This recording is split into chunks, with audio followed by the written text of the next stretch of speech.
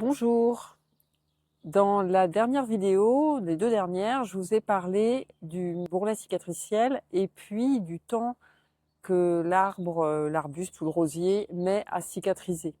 Aujourd'hui, on va aborder un autre sujet qui est les rejets, une façon que la plante a de réagir. Parce qu'en fait, les rejets ou les gourmands, ce n'est pas quelque chose d'anormal pour la plante, hein. C'est vraiment une réaction de survie qui est complètement logique et complètement naturelle. Cette réaction, elle se produit tout de suite après une taille, par exemple, une taille plutôt sévère, ou alors ça peut être dans l'ordre des choses naturellement parce qu'il y a eu un coup de vent, une branche qui a cassé, ou le poids de la neige, ou le poids des fruits, par exemple. Quand un ligneux, donc un ligneux, c'est-à-dire arbre, arbuste, sous-arbrisseau, rosier, perd des branches, il perd aussi énormément de feuilles. Et donc toute cette surface foliaire lui permettait de lui apporter beaucoup d'énergie. Donc il va falloir qu'il fasse très rapidement de nouvelles branches, et parce qu'il a aussi un manque au niveau des sucres et les racines également qui ne sont plus alimentées. Et c'est là qu'entrent en jeu les bourgeons dormants. On va voir ça. Alors ici, on a deux arbustes, un groseillier à fleurs derrière et puis un rosier. Le groseillier à fleurs était devenu énorme et atteignait, envahissait complètement le rosier qui poussait pratiquement à l'horizontale. Donc j'ai dû tailler les deux. Le rosier a été quasiment recépé, c'est-à-dire coupé à la base. On voit le tronc d'origine derrière. J'ai horreur de faire ça parce qu'en fait, ça ne peut pas guérir, ce tronc originel. Les différentes tiges non plus. Donc celle-ci, comme je l'ai expliqué dans la vidéo précédente, à cet endroit-là, il n'y a pas d'hormone de cicatrisation. Donc les bourgeons dormants qui étaient en dessous, ici, donc ont éclos et ont produit donc ces rejets. Et s'il est très très vigoureux, potentiellement, petit à petit, ça va mourir. Et peut-être que ici, les hormones de cicatrisation vont venir un petit peu couvrir.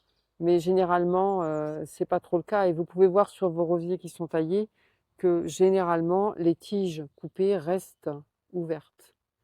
Et après, on s'étonne que les rosiers soient très malades. Il n'y a pas, il n'y a pas de secret, en fait. Donc, on voit bien les rejets qui sont repartis très, très verticalement. Le même phénomène derrière, donc sur le groseillier qui occupait au moins 8 mètres carrés, qui était énorme, voire 9 mètres carrés. Ici, j'ai coupé les branches. Et, ça risque de ne pas guérir. Et on a un énorme rejet qui est reparti ici derrière, qui est tout droit. Et on voit plusieurs rejets. Toutes ces branches verticales, très verticales, ce sont des rejets. On en a un autre exemple ici, avec un rejet très fort qui repart ici et ici. Si ces vidéos vous plaisent, n'hésitez pas à liker, partager, commenter, vous abonner pour booster cette chaîne. Et voilà, je vous remercie. Et vous trouverez le lien vers mes formations en description.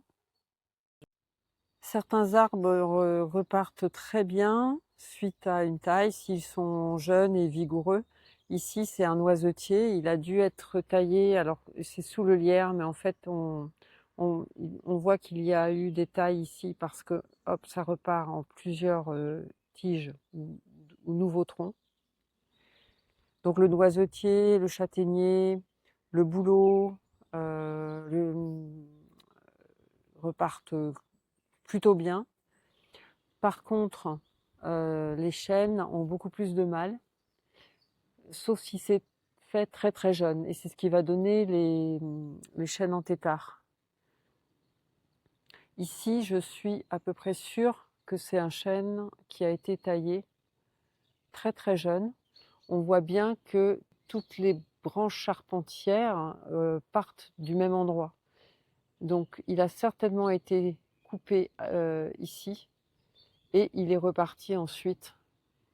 Les bourgeons dormants en dessous sont repartis et il a pu refaire une structure. Mais on voit que ce n'est pas la structure habituelle des chênes. C'est pas leur architecture naturelle. C'est pas son architecture naturelle. Ici, il s'agit d'un olivier et je pense que cette branche a été coupée ici, que le rejet est parti, est devenu très gros et a fini par combler l'espace de la coupe. Donc ça, c'est ce qui arrive quand un arbre, un arbuste est vraiment très vigoureux. Le rejet finit, oui c'est ça, le rejet à partir du bourgeon dormant va venir combler l'ensemble de la plaie. Donc ce n'est pas vraiment une cicatrisation, mais comme un comblement en fait, un remplacement. Si vous vous posiez la question, faut-il couper les rejets? Je pense que maintenant vous avez la réponse. Couper les rejets, ce serait comme appuyer sur la tête de quelqu'un qui est en train d'essayer de sortir de l'eau, de se noyer. Ce serait couper tout ce que l'arbre ou l'arbuste a mis comme énergie pour s'en sortir, refaire des feuilles, des tiges. Vous imaginez toute la matière qu'il faut créer pour fabriquer ces rejets et retrouver toute la surface de feuilles pour faire de la photosynthèse. Si on lui coupe ça, quelque part, on l'empêche de survivre. Dès qu'on taille, c'est vraiment se dire que ça a un impact très fort, que ce soit les branches originelles ou les rejets, ça a un impact très fort et suivant l'espèce, suivant l'âge de la plante, les capacités ne seront pas les mêmes pour s'en sortir.